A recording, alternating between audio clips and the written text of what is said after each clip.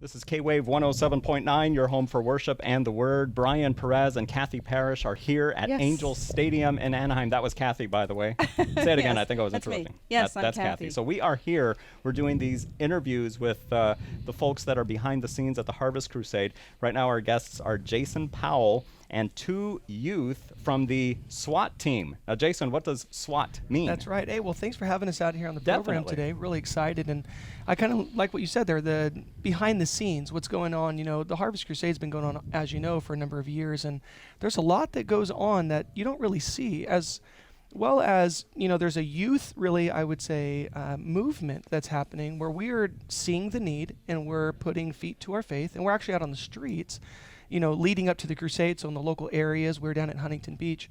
And so I get a team of young people. This is like early high school, you know, so I've got, you know, two with me, Ryan over here, you know, she's 15. I got Troy with me. He's like early college age. And what we do is we go out and we pass out flyers on the streets, but also look for opportunity to preach the gospel. And so we are looking for conversations. And so these young people are excited, and we've been doing this for a number of years now. So we've got the team, some excited people, and I know this, that God has been very faithful these past actually few days. We came out yesterday, we'll be out there until Sunday, where we're approaching strangers, inviting them to crusade, and then also, as I say, looking for opportunity to preach the gospel. And this is where you get your testimonies. The young people get their testimonies because SWAT students with a testimony. You're right. I should have said that. Yeah, students with a testimony. So I apologize. It's not seniors with a testimony. Okay, so we're not talking like old. We're talking no, that's young the next students. That's right. Yeah, the seniors with a testimony are coming up next. Yes. So what are your testimonies? How did you guys come to the Lord? Who wants to go first? Ladies first. Okay. Well, thank you for having me again. Well, I was my freshman year, and I'm now a junior. So I was actually invited to a Harvest Crusade. It's crazy. Yeah. So I was just kind of struggling with just why I'm, you know, living and what is actually the meaning of life. And, you know, Greg Laurie, he just told me right away, like, exactly what the meaning of life is. Yeah. And it just spoke to me. And, you know, I ended up going down to the fields, and I just gave my life to Christ there. And I've seriously been changed so much within the past 2 years, and even just the year that I've been evangelizing with Jason. You know, he's taught me a lot. It hasn't even been a whole year, actually. So I'm learning so much, and how to share my faith and how to share a strong testimony to, you know, high schoolers that are my age and even younger. So Who invited you? You said somebody invited you. My mom did. Okay, so Yeah. she was already a believer. She has been. She's been bugging me to go to church, and it's kind of like a chore in a way. So then I finally came to one of these, and it was crazy. Did it surprise you yourself to be, you know, how you were changed? It did, actually, because I was, you know, going along the wrong paths in life. I wasn't doing good things as a freshman. You know, high school it's influential to you. Sure. So, yeah, I mean, I was doing bad stuff with bad friends, and then just, you know, I just gave my life to Christ. I felt like, you know, this can be a good change for me. So it was awesome. Doing bad stuff with bad friends. Do you still see those bad friends? No, I don't. At all? Okay. No. Have you had a chance to share your testimony with them? Have they been responsive at all?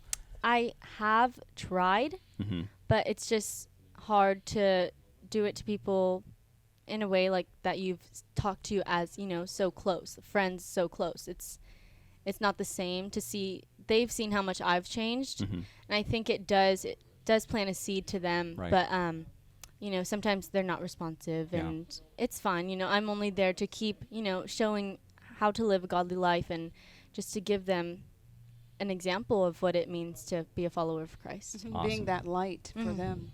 Yeah, it's awesome. Troy, tell us about yourself. Okay. I also thank you for having me. I wanted to join them and thanking. But anyways, I was born in the church, but it is very different from saying that you were a Christian because your parents are, to genuinely having a relationship with God. I gave my life to God. I recommitted my life to God when I was 18, so 2 years ago. And then I fallen away, and then I truly gave it back like almost 19, so about a year and a half ago. But I was just involved in the wrong crowd because of basketball. Definitely people who are not a good influence do influence you dramatically. Bad company corrupts good morals. And I think so I've read that somewhere before. yeah. And so when I was just constantly cussing bad language, listening to bad music because it would pump me up and stuff like that. And, you know, but Lecrae pumps me up now, you know. There you go. Yeah, boy. You know, Um, it's funny that you mentioned music because this weekend is the MTV Video Music Awards. And, you know, every year it just gets worse and worse, it seems. And everybody's wondering what's Miley going to do this year and everything. But Right. how do you speak to today's youth? What do you tell them? How can they? Well, first of all, there is a God in heaven that loves them. And as my age, I know what they struggle with, and that's probably with pornography, that's probably with drugs, that's probably with alcohol, and that doesn't satisfy them. It pleases them. They want to go for that high every single time. They want it over and over and over again until, you know, after the fact they feel terrible about it. That's because God placed it on their heart. They know it's wrong, but they still continue to do it. And that's Right. what truly changed me, is that I was always a Christian, a good person outside of the house, but what it happened inside the house, behind doors, you know, realizing that God's always watching me. Yeah. That's the type of stuff that really takes into effect, and what really happens in the inside, not the outside. That's when I realized, you know, pornography, that's the thing that I struggled with, and it changed dramatically because I realized that, you know, first of all, looking at those videos, it's terrible. That's not godly at all. If I call myself a Christian, I should do what I preach, you Right. know. And so basically when preaching to people or talking to people about God, about the youth, and it's incredible how I know where they're coming from, and I know what they are trying to look for, and that's that ultimate satisfaction. That's that ultimate happiness. For someone your age to admit to that is powerful because it's so accepted is. nowadays Yeah. that That's know, the for normal. you, yeah, Mhm. for you to say no, it's wrong. This is not what we're supposed to be doing, especially as believers. But there are believers caught up in it. There's a major news story this week about something that happened, and it's just one of those things that, yeah, it's out there. It's infiltrated the church. What's interesting too is that, you know, they not only have a powerful story, you know, where God has changed their own lives, but I know that as we've been out on the streets, they've been able to not only, you know, share their story, but also engage the non-believer and help them see their need for Jesus. You know, it was, I think, today that Ryan was talking to two girls, and in conversation with them, they ended up committing their lives to Christ. And Ryan, you know, Wow. so Ryan walks up, she starts the conversation, and in the midst of this, and Ryan, you can finish the story for me, but at the end, they pray and receive Christ as Savior. And so Ryan, I'm not sure, like, phrase it, what happened? Where were you, first of all? Where were you? I was underneath the Huntington Beach Pier, Okay. and they were putting away their bicycles. So then I saw the perfect opportunity, you know. It's not like they were trapped, but they kind of were. I was coming towards them.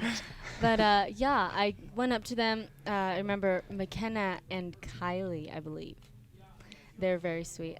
They were actually my own age. Mm-hmm. And, you know, they had gone to church, and I asked them, okay, so, you know, are you forced to go every Sunday by your parents? And they said, yes, I am. And so I said, okay, like, you know, I used to be the exact same. That's where my testimony came in. So, Awesome. you know, just the Harvest Crusade, it's such a life-changing thing. So I started off inviting them to that. And I then asked more deep questions, like what they thought the meaning of life was, and just how they viewed God, and if something bad were to happen to them on their way home, say, get in a car accident, where they would end up, either heaven or, you know, hell. So they actually said, half of their body would go to heaven maybe, and half would stay. I don't know. The top half. They said, Yeah, I was going to say, what happened? Yeah. How do you decide that? yeah, so I asked them, I was like, well, would you like to have your whole body go to heaven? And they said, actually, yeah, we would. And I told them what it took to get to heaven. I said, you know, Jesus Christ is the only way to heaven. That's Amen. the only way we can get there.